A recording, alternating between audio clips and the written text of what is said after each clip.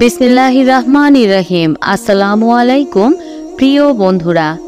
একদা হজরত ইব্রাহিম আলাইহিসসালাম আল্লাহর হুকুমে সিরিয়ার পথে রওনা করলেন। একাধারে পথ চলতে চলতে নমরুদের রাজ্যের সীমা অতিক্রম করে অন্য রাজ্যে প্রবেশ করলেন। যখন তিনি খাজানায় ওয়াজানা নামক স্থানে পৌঁছালেন, তখন তিনি দেখলেন দলে দলে মানুষ উত্তম পোশাক সজ্জিত হয়ে একই দিকে ছুটে চলছে। এই অবস্থা দেখে হজরত ইব্রাহিম আলাইহিসসালামের মনে ঘটনা জানার জন্য কৌতূহল জেগে উঠল। তখন তিনি জৈনক এক ব্যক্তিকে জিজ্ঞাসা করলেন, এদের উদ্দেশ্য কি? উক্ত ব্যক্তি উত্তর দিল, আজ 7 দিন যাবৎ এই রাজ্যের বাদশাহের একমাত্র কন্যা সারা খাতুন নিজ পছন্দ মতো বর নির্বাচন করার উদ্দেশ্যে দেশবাসীকে এক সভায় উপস্থিত হওয়ার জন্য আহ্বান জানিয়েছেন। সেই মর্মে প্রতিদিন রাজদরবারে সুসজ্জিত বেশে হাজার হাজার লোক জমায়েত হয়ে থাকে। এখন পর্যন্ত রাজকন্যা কাউকে পছন্দ করেনি। যতদিন পর্যন্ত সে বর পছন্দ না করবে, ততদিন পর্যন্ত এভাবে বৈঠক অনুষ্ঠিত হতে থাকবে। অতঃপর হজরত ইব্রাহিম আলাইহিসসালাম এই খবর শুনে ওই বৈঠকে উপস্থিত হওয়ার ইচ্ছা পোষণ করলেন। ইচ্ছা পোষণ করার সাথে সাথে আল্লাহ পাক রাব্বুল আলামিন হজরত ইব্রাহিম আলাইহিসসালামের আদেশ করলেন, হে ইব্রাহিম, আপনিও উক্ত বৈঠকে উপস্থিত হয়ে যান।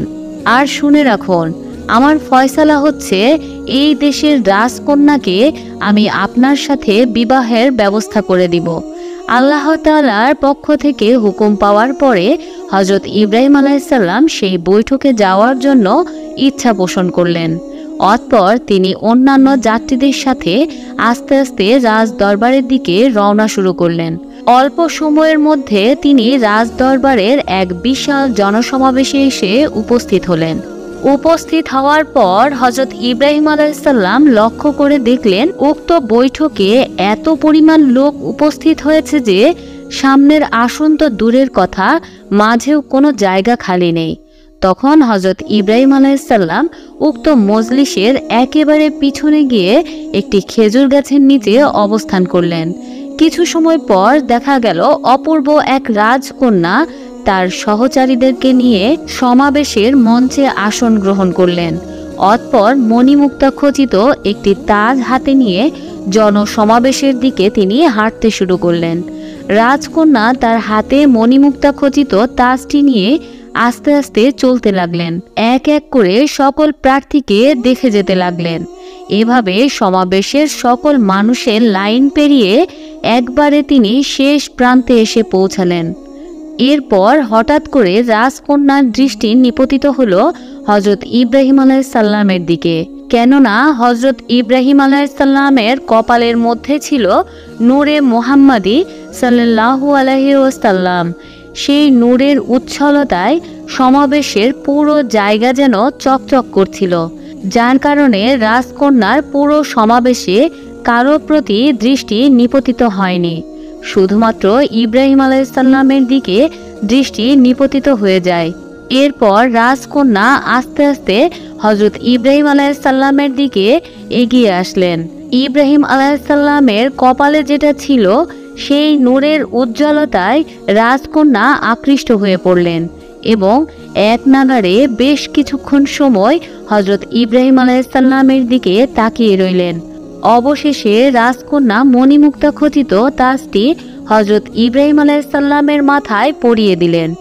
রাজকন্যা যখন মণিমুক্তা খচিত শাহী তাজটি হজরত ইব্রাহিম আলাইহিসসালামের মাথায় পরিয়ে দিলেন, সাথে সাথে পুরো মজলিসের মধ্যে হাতে তালি দেওয়া শুরু হয়ে গেল। সহচারী ও প্রহরীরা সকলেই দৌড়ে এসে হজরত ইব্রাহিম আলাইহিসসালামকে তুলে নিয়ে গেলেন এবং রাজকন্যার আদেশে তাকে উত্তম রূপে সজ্জিত করার উদ্দেশ্যে গোসলখানার দিকে নিয়ে চলল। এরপর রাজদরবারের কিছু সংখ্যক লোক রাজার কাছে গিয়ে সংবাদ পৌঁছালো তার একমাত্র কন্যা বিবি সারা বর পছন্দ করেছেন। এ কথা শুনে রাজা অত্যন্ত আনন্দিত হয়ে গেলেন এবং তিনি ঘোষণা দিলেন, অল্প সময়ের মধ্যে রাজকন্যার বিবাহ সম্পন্ন করা হবে। অতএব সকলকে রাজদরবারে উপস্থিত হওয়ার জন্য দাওয়াত দেওয়ার আদেশ প্রদান করলেন। রাজার হুকুম পাওয়া মাত্রই রাজদরবারের লোকগণ দেশের সর্বত্র বিবি সারা ও ইব্রাহিম আলাইহিসসালামের বিয়ের দাওয়াত পৌঁছে দিলেন। এরপর নির্দিষ্ট দিনে রাজদরবারে লোকে লোকারণ্য হয়ে গেল। গায়ক, বাদক, বাইজি ও খাদ্য পরিবেশকগণ সকলে ব্যস্ততার সাথে রাজদরবারে হাজির হয়ে গেলেন। মহা ধুমধামের সাথে সকল প্রস্তুতি তারা সম্পন্ন করে ফেলল। অতঃপর হযরত ইব্রাহিম আলাইহিসসালামকে রাজকীয় পোশাক পরিচ্ছদে সজ্জিত করা হলো। আল্লাহর নবী ইব্রাহিম আলাইহিসসালাম এমনিতেই সে সময়ে সকল লোকের চেয়ে সবচেয়ে সুন্দর মানুষ ছিলেন। তার পাশাপাশি রাজকীয় পোশাকে যখন তাকে সজ্জিত করা হলো, তখন তার সৌন্দর্য আরো বহুগুণ বেড়ে গেল।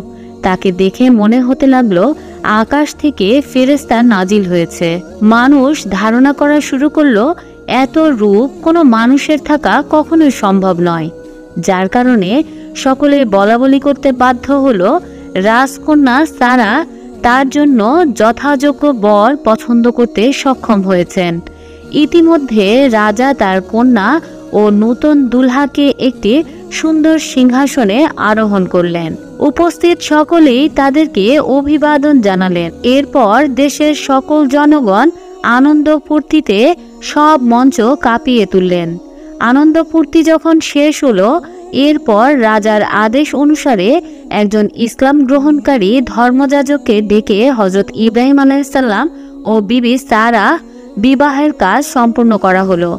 এভাবেই এক মহা জৌলুসের মাধ্যমে রাজকন্যা ও হযরত ইব্রাহিম আলাইহিসসালামের বিবাহ কার্য সমাধা করা হলো। হযরত ইব্রাহিম আলাইহিসসালাম রাজকন্যার বর হিসেবে সমগ্র রাজ্যে বিরাট সম্মানের অধিকারী হলেন এবং আরাম-আয়েশে জীবনযাপন শুরু করলেন। চাকর বাকর, দাস দাসী সর্বদা তার চারপাশে হুকুমের অপেক্ষায় দণ্ডায়মান হয়ে থাকত। এভাবে হযরত ইব্রাহিম আলাইহিসসালাম উক্ত রাজ্যে কিছুদিন অবস্থান করলেন। এরপর একদিন আল্লাহ পাক রাব্বুল আলামিনের পক্ষ থেকে জিবরাইল আলাইহিসসালাম এসে নবীকে সংবাদ দিলেন, হে আল্লাহর নবী ইব্রাহিম আলাইহিসসালাম, আল্লাহ পাক রাব্বুল আলামিন আপনাকে সিরিয়ায় যাত্রা গ্রহণ করার নির্দেশ করেছেন। ইব্রাহিম আলাইহিসসালাম যখন জিবরাইল আলাইহিসসালামের পক্ষ থেকে ওহির আওয়াজ শুনলেন, তারপর তিনি দায়িত্ব পালনের নিমিত্তে উদ্গ্রীব হয়ে উঠলেন। এরপর তিনি তার শ্বশুর রাজামশাইয়ের কাছে গিয়ে উপস্থিত হলেন এবং তিনি রাজাকে সমস্ত ঘটনা খুলে বললেন। তিনি বললেন, আমি সাধারণ কোনো মানুষ নই, আমি আল্লাহর পক্ষ থেকে নবুয়ত ও রিসালাত প্রাপ্ত একজন মানুষ। অতএব এভাবে আরাম-আয়েশের মধ্যে জীবনযাপন করা এটা আমার কাজ নয়। করেছেন যেন আমি এখান থেকে সিরিয়ায় যাত্রা গ্রহণ করি। হযরত ইব্রাহিম আলাইহিসসালামের মুখে রাজা এই কথা শুনে অত্যন্ত খুশি হলেন। রাজার অনুমতি লাভের পরে হযরত ইব্রাহিম আলাইহিসসালাম স্ত্রী ও 2 জন প্রহরী নিয়ে সিরিয়ার অভিমুখে যাত্রা গ্রহণ করলেন। গ্রামের পর গ্রাম, লোকালয়ের পর লোকালয়, শহর অতিক্রম করে হযরত ইব্রাহিম আলাইহিসসালাম আস্তে আস্তে সিরিয়ার দিকে যাত্রা করছিলেন। অতঃপর একদিন এক রাত পার হয়ে যখন তারা মিশরের সীমানায় গিয়ে পৌঁছালেন, তখন তাদের সাথে কতিপয় লোকের সাক্ষাৎ হলো। তারা হযরত ইব্রাহিম আলাইহিসসালামের পরিচয় ও গন্তব্যস্থল সম্পর্কে অবগত হওয়ার পর বলে উঠল, মিশরের রাজা চরিত্রহীন এবং কামুক শ্রেণীর একজন মানুষ। তার পাশাপাশি সে অত্যন্ত জালেম। সে সকল রাস্তায় স্থানে স্থানে লোক মোতায়েন করে রেখেছে। কোনো মানুষ ধন সম্পদ নিয়ে সেই পথে যাতায়াত করলে জোর করে তা ছিনিয়ে নিয়ে যায় এবং সুন্দরী রমণী দেখলে তাকে অপহরণ করে নেয় এবং তাকে রাজার উপভোগের জন্য বালাখানায় নিয়ে যেতে বাধ্য করা হয়। অতএব আপনারা আপনাদের গন্তব্যকে পরিবর্তন করুন এবং মিশরে প্রবেশ না করে অন্য পথের দিকে যান।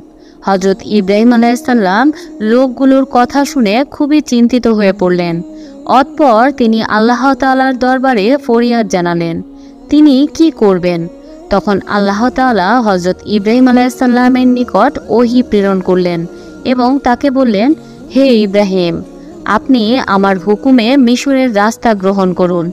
এরপর হযরত ইব্রাহিম আলাইহিসসালাম মিশরের দিকে যাত্রা শুরু করলেন। কেননা সিরিয়া পৌঁছানোর অন্য কোনো রাস্তা তখন ছিল না। সিরিয়ায় যেতে হলে অবশ্যই মিশরের উপর দিয়ে যাওয়া লাগতো। হজরত ইব্রাহিম আলাইহিসসালাম আল্লাহ তাআলার পক্ষ থেকে আদেশ পাওয়ার পর মিশরের পথে রওনা করে দিলেন। কিছু দূর অতিক্রম করার পরে হজরত ইব্রাহিম আলাইহিসসালাম একটি কৌশল অবলম্বন করলেন। তিনি যেহেতু জানতে পারলেন যে মিশরের রাজা অত্যন্ত দুশ্চরিত্রবান এবং মিশরের লোকজন খুবই লুটতরাজ, তাই তিনি নিজের স্ত্রী সারাকে একটি কাঠের বক্সের মধ্যে বন্দি করলেন এবং উটের পিঠে বহন করে আস্তে আস্তে চলতে লাগলেন। কিছু দূর অগ্রসর হতেই একদল প্রহরী এসে তাদের গতিরোধ করে দিল এবং তারা বলা শুরু করলো, তোমাদের সাথে যা কিছু আছে আমাদের হাতে দিয়ে দাও এবং এই বক্সে কি আছে তা আমাদেরকে দেখতে দাও। এই বলে তারা হজরত ইব্রাহিম আলাইহিসসালামের কাছ থেকে বাক্সটি ছিনিয়ে নিল এবং তা খুলতে আরম্ভ করলো। তখন ইব্রাহিম আলাইহিসসালাম বললেন, আমার নিকট উপস্থিত যে টাকা পয়সা আছে তোমরা সমুদয় সব কিছু নিয়ে যাও, এই বাক্সটি খুলো না। প্রহরীরা তখন তার কথা আমলেই করল না, বাক্সটি খুলে ফেলল এবং দেখল বাক্সের মধ্যে এক অপরূপা সুন্দরী যুবতী বসা রয়েছে। বাস্তবিক পক্ষে সারার রূপ ছিল বর্ণনাতীত। তিনি সেই যুগের সবচেয়ে সুন্দরী রূপসী ছিলেন।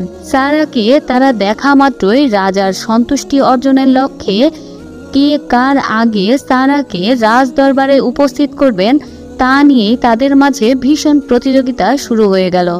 কেননা তখন ওই রাজার হুকুম ছিল যে যে ব্যক্তি রাজার মনোরঞ্জন করতে পারবে তাকে রাজা অনেক ধন সম্পদ দিয়ে পুরস্কৃত করবে।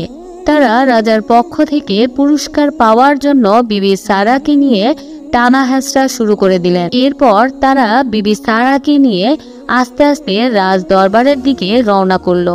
উপায় না দেখে হজরত ইব্রাহিম আলাইহিসসালাম এবং তার প্রহরী দ্বয় পিছনে পিছনে রওনা করলো। ক্ষণিকের মধ্যেই তারা রাজ দরবারে এসে পৌঁছালো এবং উক্ত প্রহরীগণ সারাকে নিয়ে রাজ দরবারে হাজির হলেন।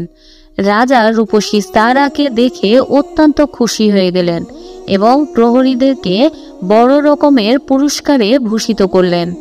অতঃপর রাজা ইব্রাহিম আলাইহিসসালামকে জিজ্ঞাসা করলেন, এই আগন্তুক এই রমণী তোমার কে হয়?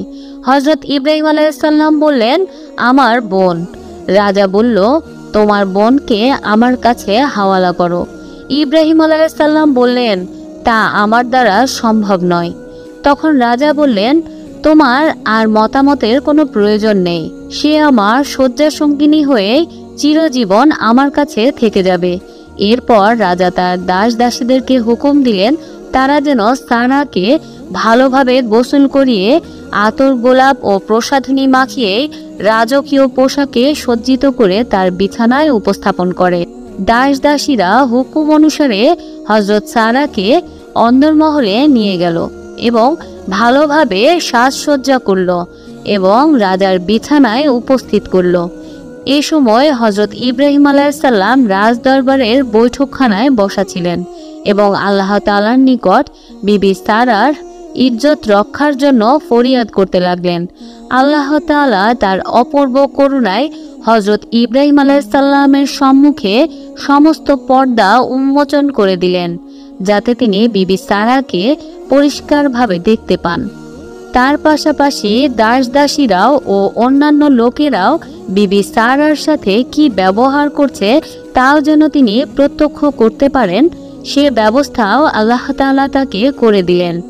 বিবি সারাকে পরিপূর্ণ সুসজ্জিত করে যখন রাজার খাস কামরায় উপস্থিত করা হলো, তখন রাজা আস্তে আস্তে ওই কামরার দিকে রওনা করলেন। রাজা তার রুমে গিয়ে হজরত সারাকে সুসজ্জিত অবস্থায় দেখে আশ্চর্য হয়ে গেল। এত সুন্দর কোনো রূপসীকে এর পূর্বে সে কখনোই দেখেনি, যার কারণে বিবি সারার সৌন্দর্যতা দেখে সে বলে উঠল, এসো রূপসী, আমার কাছে এসো। তোমার ন্যায় এত সুন্দর রূপসী নারী আমি আমার জীবনে কখনোই দেখিনি, তাই তোমাকে আজ আমার উপভোগের সামগ্রী হিসেবে পেয়ে আমি ধন্য। এই বলে সে সারার গায়ে হাত দিতে অগ্রসর হলো। ঠিক এমন সময় আল্লাহ পাক রব্বুল আলামিনের গজবে তার দুটি হাত অবশ হয়ে গেল। তখন রাজার সেই জায়গায় স্থির হয়ে দাঁড়াতে পারল না। সে পেছনের দিকে চলে আসলো। পিছে এসে সে সারাকে লক্ষ্য করে বলল, হে সতী নারী, তুমি আমাকে মুক্ত করে দাও, আমার বিপদ দূরীভূত করো, আমি আর তোমাকে কখনোই স্পর্শ করব না। রাজার কান্নাকাটি দেখে সারার মনে দয়া সঞ্চার হলো। তখন বিবি সারা আল্লাহ তাআলার কাছে ফরিয়াদ করলেন যে, হে আল্লাহ, তুমি এই রাজাকে হেদায়েত দান করো এবং পরিপূর্ণ সুস্থ করে দাও। সারার দোয়ায় আল্লাহ তাআলা রাজার হাতকে পরিপূর্ণ সুস্থ করে দিলেন। এরপর দীর্ঘ সময় সারাকে সম্মুখে নিয়ে রাজা বসে রইল। রাজা পুনরায় উজ্জীবিত হয়ে উঠল এবং সারাকে জড়িয়ে ধরার জন্য আবার তার কাছে চলে গেল।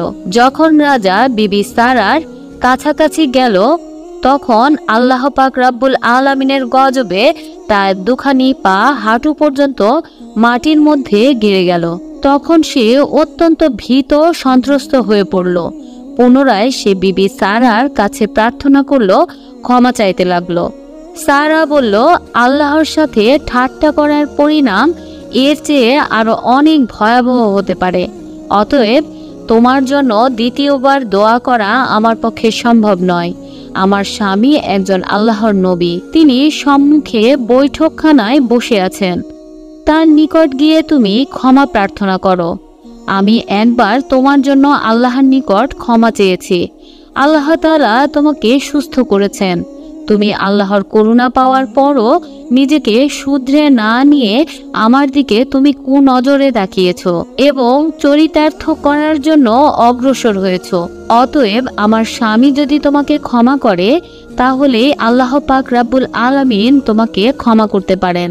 তখন রাজা নিরুপায় হয়ে হযরত ইব্রাহিম আলাইহিস সালামকে ডেকে অন্দরমহলে নিয়ে আসার জন্য হুকুম করলো। হুকুম পাওয়া মাত্রই রাজার চাকর বাকর যা ছিল তারা হযরত ইব্রাহিম আলাইহিস সালামকে নিয়ে অন্দরমহলে এসে উপস্থিত হলেন। সকলে রাজার কাছে এসে উপস্থিত হয়ে রাজার এই করুণ অবস্থা দেখে হাসতে শুরু করলো। লোকেদের হাসি দেখে রাজা অত্যন্ত ভেঙে পড়ল এবং কান্না শুরু করে দিল এবং হযরত ইব্রাহিম আলাইহিস সালামকে লক্ষ্য করে বলল, হে আল্লাহর নবী, আমি আপনাকে চিনতে পারিনি, আমি আপনার পরিবারকে চিনতে পারিনি, যার কারণে আপনাদের সাথে আমি এমন বেয়াদবিপূর্ণ আচরণ করেছি। আকাশের খোদার দোহায় আপনি আমার জন্য দোয়া করুন, আল্লাহ যেন আমাকে ক্ষমা করে দেন এবং পরিপূর্ণ সুস্থ করে দেন।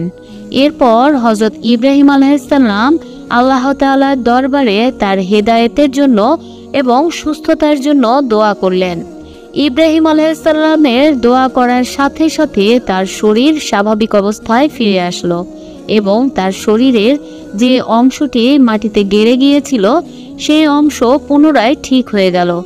রাজা যখন পরিপূর্ণ সুস্থ হয়ে উঠলেন এবং গজব থেকে নাজাত পেলেন, তখন সে হযরত ইব্রাহিম আলাইহিস সালামের পায়ে পড়ে বলা শুরু করলো, হে আল্লাহর নবী, আমি আপনার স্ত্রীর সাথে যে বেয়াদবি করেছি তার উপযুক্ত শাস্তি আপনি আমাকে দেন। আমি আর জীবনে কখনো কোনো অন্যায় কাজে লিপ্ত হব না। আপনি আমাকে তওবা করান এবং আপনি আমাকে জীবন ভিক্ষা দেন। এই বলে রাজা চিৎকার করে কান্না আরম্ভ করে দিল। হযরত ইব্রাহিম আলাইহিস সালাম রাজার কাকুতি মিনতির কাছে স্থির থাকতে পারলেন না। তিনি 2 রাকাত নামাজ আদায় করলেন এবং মন থেকে উক্ত রাজার জন্য দোয়া করলেন এবং তাকে ক্ষমা করে দিলেন। উক্ত রাজা বিবি সারা ও ইব্রাহিম আলাইহিস সালামের আল্লাহর প্রতি ভালোবাসা দেখে হতবাক হয়ে গেল এবং সে ইব্রাহিম আলাইহিস সালাম এবং বিবি সারাকে মহামানব ভেবে বসল, যার কারণে তাদেরকে শাহী মহলের উচ্চ জায়গায় অবস্থান দিয়ে দিল। অতঃপর হযরত ইব্রাহিম আলাইহিস সালাম উক্ত রাজদরবারে সম্মানের অধিকারী হলেন এবং রাজার একজন উপদেশদাতা হিসেবে নিজেকে নির্ধারিত করলেন। ইব্রাহিম আলাইহিস সালাম চিন্তা করলেন, যদি উক্ত রাজাকে পরিপূর্ণ ইসলামের আদর্শ শেখানো যায় তাহলে তার দ্বারা সমস্ত মিশরের মধ্যে ইসলাম প্রচার করা সম্ভব। তাই হযরত ইব্রাহিম আলাইহিস সালাম আল্লাহ তাআলার পক্ষ থেকে অনুমতি নিয়ে উক্ত রাজদরবারে কিছুদিন সময় থাকার ইরাদা করলেন। আল্লাহ পাক রব্বুল আলামিন নবীর দোয়া কবুল করলেন এবং কিছুকাল মিশরে থাকার অনুমতি দিয়ে দিলেন। তখন হযরত ইব্রাহিম আলাইহিসসালাম রাজপ্রাসাদে অবস্থান নিয়ে রাজ্যের গুরুত্বপূর্ণ বিষয় সম্পর্কে রাজাকে উপদেশ দিতেন। রাজ্য থেকে দুর্নীতি, অবিচার, জুলুম ও অপহরণ চিরদিনের জন্য বন্ধ করে দেওয়ার ব্যবস্থা করলেন। আল্লাহর আইন অনুসারে যেন সেই দেশের সকল কাজ পরিচালনা হয় তার পরামর্শ দিলেন। রাজা নবীর বদান্যতার জন্য আল্লাহ তাআলার দরবারে কৃতজ্ঞতা পোষণ করে সে মুসলিম হয়ে যায় এবং দলে দলে লোক এসে হযরত ইব্রাহিম আলাইহিস সালামের হাতে হাত রেখে ইসলামের কালেমা গ্রহণ করেন। এরপর হযরত ইব্রাহিম আলাইহিস সালামের মাধ্যমে মিশরে পরিপূর্ণ ইসলামিক হুকুমত চালু হওয়ার পর কোনো একদিন হযরত ইব্রাহিম আলাইহিস সালাম রাজার নিকট তাফসীর নিলেন এবং তাকে বললেন, হে রাজা মহোদয়, আল্লাহ পাক রাব্বুল আলামিনের হুকুম বাস্তবায়নের জন্য আমাকে বিদায় নিতে হবে। আপনার যদি অনুমতি হয় তাহলে আমি সিরিয়ার উদ্দেশ্যে রওনা করে যেতে চাই। রাজা তখন হযরত ইব্রাহিম আলাইহিস সালামের মুখে বিদায়ের কথা শুনে তিনি একটা উপহার দিতে চাইলেন, আর সেই উপহারটি হচ্ছে একজন সতী নারী। রাজা হযরত ইব্রাহিম আলাইহিস সালামকে বললেন, হে আল্লাহর নবী, আমি আপনার বদান্যতা ও উপকারের কথা কখনোই ভুলতে পারবো না। আমি আপনার এবং আপনার প্রতিপালকের কৃতজ্ঞতা পোষণ করছি। এরপর রাজা তার খাস মহলের লোকদেরকে হুকুম করল বিবি হাজেরাকে যেন রাজমহলে উপস্থিত করা হয়। রাজার হুকুম পাওয়া মাত্রই তারা বিবি হাজেরাকে হযরত ইব্রাহিম আলাইহিস সালাম ও সারা খাতুনের সম্মুখে এনে হাজির করলেন। বিবি হাজেরাকে উপস্থিত করার পর রাজা বলে উঠল, হে আল্লাহর নবী, আপনি আমার প্রতি যে করুণা করেছেন তার শুকরিয়া হিসেবে আমি এই সতীবাদীটিকে আপনাকে উপহার দিলাম। প্রিয় বন্ধুরা, এখানে বলে রাখা ভালো, এই হাজেরাই হচ্ছে সেই মহিষী নারী যার ঘরে হযরত ইসমাইল আলাইহিস সালাম জন্মগ্রহণ করেছিলেন এবং তাকে কেন্দ্র করে সাফা মারওয়ার জমজম কূপের ইতিহাস রচিত হয়েছিল। আর তার বংশে আমাদের পেয়ারা নবী হযরত মুহাম্মদ সাল্লাল্লাহু আলাইহি সাল্লামের জন্ম হয়েছিল। মূলত বিবি হাজেরা বংশগত দিক থেকে বাদী ছিলেন না, তিনি ছিলেন এক উচ্চ বংশীয় নারী, কিন্তু সেই যুগে যুদ্ধে যুদ্ধে পরাজয়ে পুরুষ ও মহিলাদেরকে দাস দাসী রূপে গণ্য করা হতো।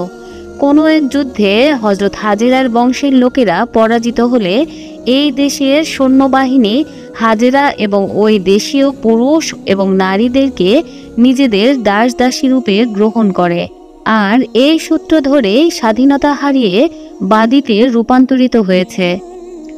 অতঃপর হযরত ইব্রাহিম আলাইহিস সালাম হাজেরাকে নিজের দাসী হিসেবে উপহার স্বরূপ গ্রহণ করার পরে রাজার নিকট একটি প্রস্তাব দিলেন, আর সেই প্রস্তাবটি ছিল এই। হযরত ইব্রাহিম আলাইহিস সালাম বললেন, হে মহান বাদশাহ, আমি যেহেতু মিশর ত্যাগ করে সিরিয়ার উদ্দেশ্যে রওনা হব, অতএব আমার মনে চায় এই দেশের মানুষকে আখেরি কিছু নসিহত, কিছু কথা জানাতে। রাজা হযরত ইব্রাহিম আলাইহিস সালামের কথা শোনা মাত্রই তিনি সারা দেশের লোক পাঠিয়ে দিলেন এবং নির্দিষ্ট দিনে একটি ময়দানে সকলকে হাজির হওয়ার জন্য নির্দেশ করলেন। রাজার হুকুম পাওয়া মাত্রই সমগ্র রাজ্যে ঘোষণা হয়ে গেল যে নির্দিষ্ট দিন তারিখে সকলে যেন, বিশেষ করে গণ্যমান্য লোকেরা যেন একটি জায়গায় উপস্থিত হয়। সকল লোক নির্দিষ্ট দিনে উপস্থিত হওয়ার পরে হযরত ইব্রাহিম আলাইহিস সালাম এবং রাজদরবারের গণ্যমান্য ব্যক্তিগণ উক্ত ময়দানে উপস্থিত হলেন। এরপর হযরত ইব্রাহিম আলাইহিস সালাম দ্বীন শরীয়তের উপর দীর্ঘক্ষণ মানুষকে নসিহত করলেন।